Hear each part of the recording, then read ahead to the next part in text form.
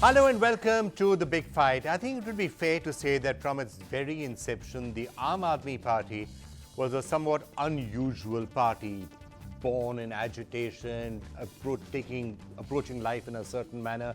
It was always unusual, and now you have to really start questioning whether that unusual is going to another extreme. You know, some would call it bizarre, some would say it's taking a stronger and stronger position in various lines. It's certainly no stranger to controversy. And those controversies have only become more and more in the last few days and weeks. And that has led some people to say that the Aam Aadmi Party is now actually imploding. Aam Aadmi Party sympathizers, on the other hand, will say that this is just some sort of a concerted vendetta against the party in places like Delhi, and that it is a party with a difference, and which is why it is continuing to be so much in the headlines. So which is it? Is there a party with a genuine difference, and that's being highlighted more and more? Or has the Aam Aadmi Party now just become a little bizarre and is actually imploding? So a range of people to help us take us through all aspects of that. Raghav Chadha, of course, is joining us, spokesperson of the Aam Aadmi Party, joining us from Mumbai. We have GVL Narasimha Rao, spokesperson of the BJP, out here. Central government and the Delhi government, of course, have been in a state of open warfare now for a reasonably prolonged period of time. Kamal Mitra Chenoy is, former Aam Aadmi Party member, but is still very sympathetic to the party and what it stands for. Sanmishra Mukherjee, spokesperson of the Congress Party. Aarti Jairat, senior journalist, as of course is Shekhar Gupta, who's also joining us. And we're about to be joined by Mayank Gandhi, who's also been a member of the Aam Aadmi Party. Raghav Chadha, why don't I start off with you before I get everyone else in? You heard the basic thesis that I started with, a party with a difference, now becoming a party that is bordering on the bizarre, and a very real sense that the party may well be imploding. If you're seeing the constant drama that is happening not just in Delhi but now in Punjab, wherever the Aam Aadmi Party seems to go, it seems to be surrounded with controversy. And one has to wonder whether that's really, whether it is seen as a party that can actually govern. We certainly acknowledge that there are a number of challenges before us, and we are battling on multiple fronts, but that does not mean that the Aam Aadmi Party is imploding, in any sense of the word. This is a season of election. Aam Aadmi Party is a formidable challenger when it comes to the electoral politics in Punjab, Goa, and now in Gujarat. And certainly it is the season of stings, where you will see fabricated stings, you will see ink attacks on Arvind Kejriwal and senior leaders of the Aam Aadmi Party. You will see our former colleagues leveling baseless allegations, and it's a that's the flavor of the month. That will happen. We saw that in Delhi 2013 elections. We saw that in Delhi 2015 elections, and look at the mandate. Let's now not even go into what the allegations are. And I'm going to come back and we're going to discuss the allegations at some length. Let's just look at the stuff, for example, that it's established. Let's just take Punjab, new state you're moving into. You can say, okay, we are in Delhi. I'm going to come to Delhi. I'm going to come to the fact that 13 of your MLAs have actually been arrested, and whether that's justified, whether that's vendetta is a separate point. Let's just look at Punjab. 3rd of July, you're having Arvind Kejriwal and Ashish Khaitan, after you have a manifesto that is published where there's a broom together with the Harmandir Sahib, you're having to apologize. 3 days after that, Ashish Khaitan is comparing the Aam Aadmi Party's manifesto to the Guru Granth Sahib. You're having to apologize for that. 21st of July, you're having the Aam Aadmi Party's Bhagwant Mann live streaming a video on Facebook, potentially becoming a security risk. You're having to apologize from that. That's one set of things where you actually had to come out and apologize. So let's forget about what anybody else is saying.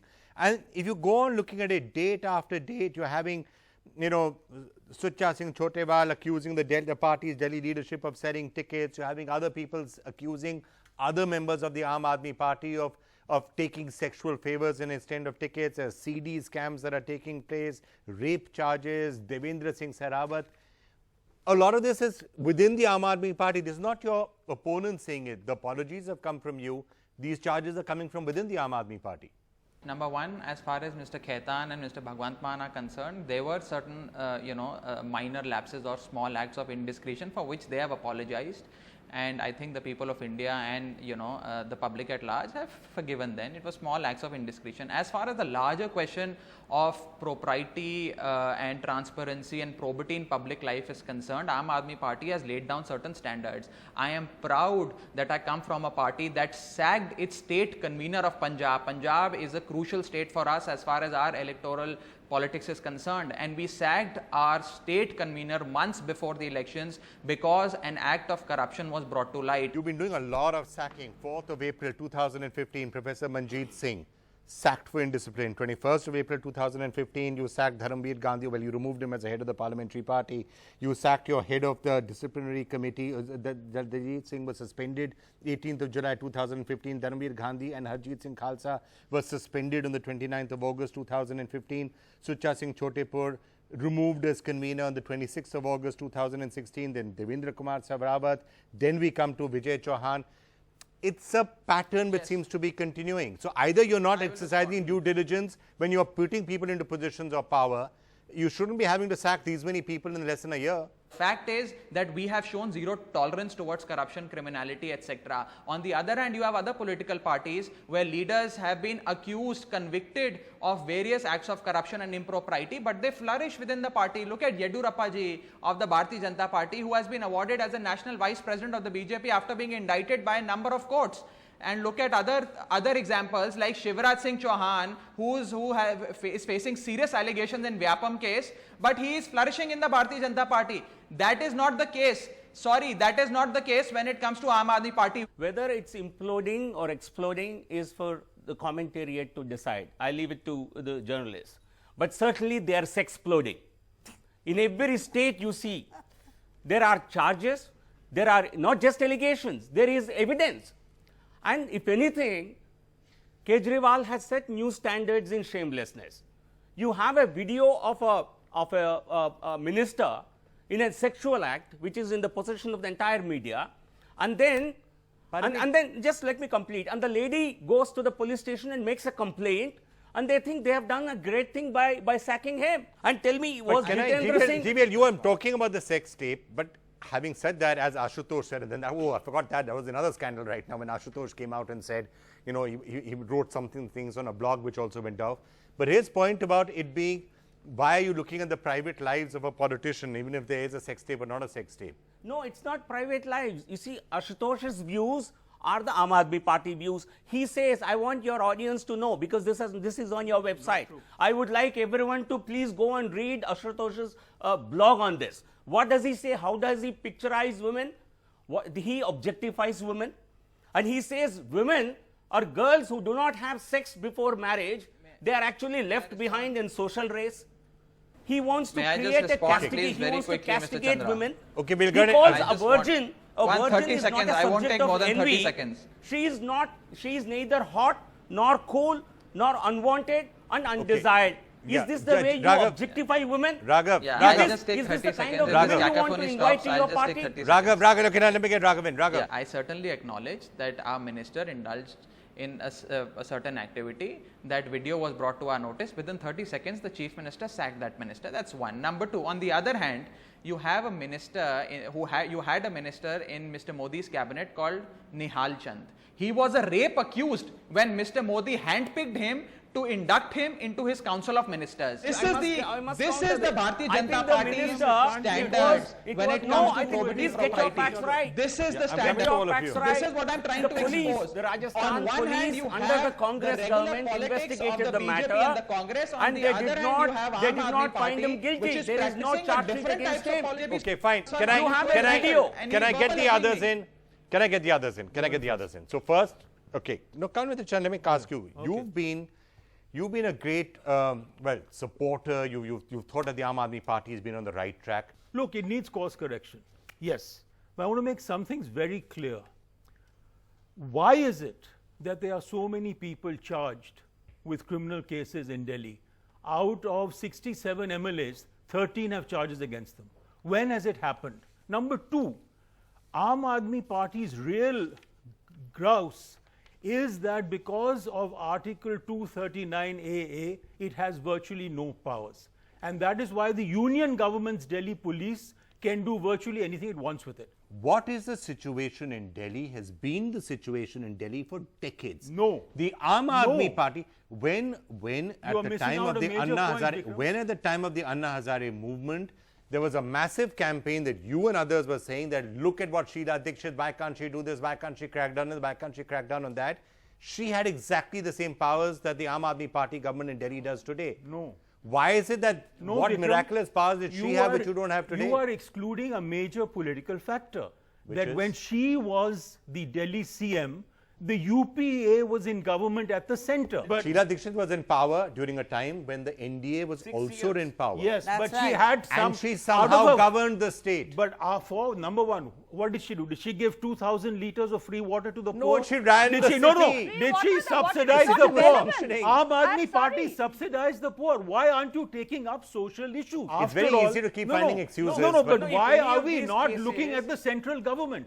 Is it true or not Because that for the listen to Delhi me. government, you should look at the Delhi government, not keep blaming No, on the no, I'm central talking about government. national issues. I think if any of these charges filed against MLAs were found to be unsubstantiated by the court, all these were presented in the court, and court found merit in arresting all the cases. that's- Otherwise, They were court not could all have, arrested. court No, would some of have them- easily, Mr. court could have Chandra. easily. Some of them were let off. intervene. Some of them were let off. Manoj Kumar was let off. Get Mr. your Chandra, you're I would right. like to Okay, intervene. Sharmisha, before I come to you, Raghav, Mr. Pawan Sharma, the latest, the new MLA who has been arrested and who has been sentenced to 18 months jail because of a case against him causing death by negligence in his factory.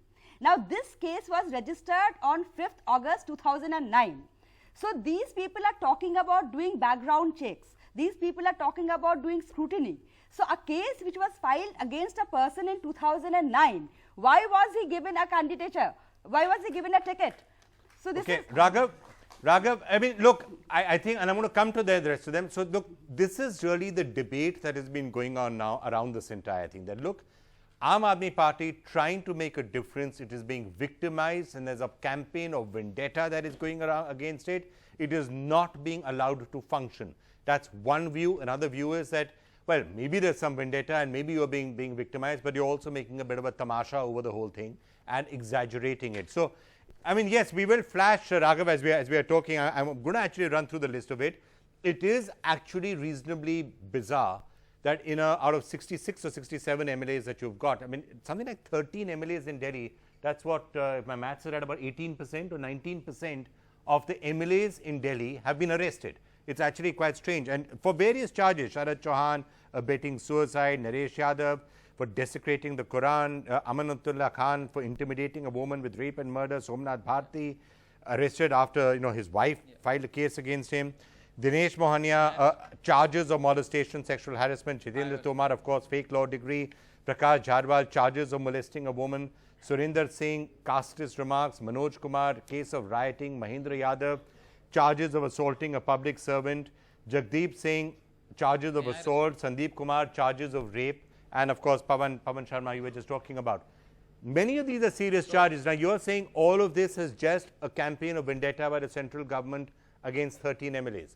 Because if that's the case, that's also Mr. serious, Chandra, it would have that a been- government is being deliberately harassed in this manner. Out of 13, in 10 cases, the courts have either said that the charges are politically motivated, the police is being used as a political tool, there is no evidence to go against this MLA, etc., and these cases have been made up on frivolous grounds. These are the courts, the judiciary that has said this, not spokesperson of the Aam Aadmi Party or sympathizers of the Aam Aadmi Party. It was widely reported in every newspaper, including Somnath's case.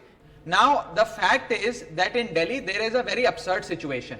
The Prime Minister's office calls up the bureaucrats of the Delhi government and says that This if is a you lie. cooperate What and work evidence with do the you have? ministers of What the government of evidence do you Delhi, have? You then can't we go on will, making accusations we every will day. fix Please you show in me evidence. cases. For Can you everything please you ask have him to evidence, calm down? and you can go Okay, on. let him- you get No, I won't let spokespersons him who do can it. hold their horses. Let him give the evidence. No. Now, the Prime Minister's office is calling up bureaucrats and asking them not to cooperate with the ministers, Do you have any and officer who otherwise, has if they given do it on so, record? then they will be Can you fixed in present acts of that? You can corruption, respond. etc., and false cases will be lodged against them. That's point number one. Point number two, are more than 13 MLAs of the Aam Aadmi Party have been arrested, and courts have recused them. They have said that there is nothing wrong that they have done, and these are politically motivated cases. Number 3, 14 legislations have been passed by the Legislative Assembly of Delhi. Not a single legislation has been cleared by the Ministry of Home Affairs, which is run by the Bharatiya Janata Party government.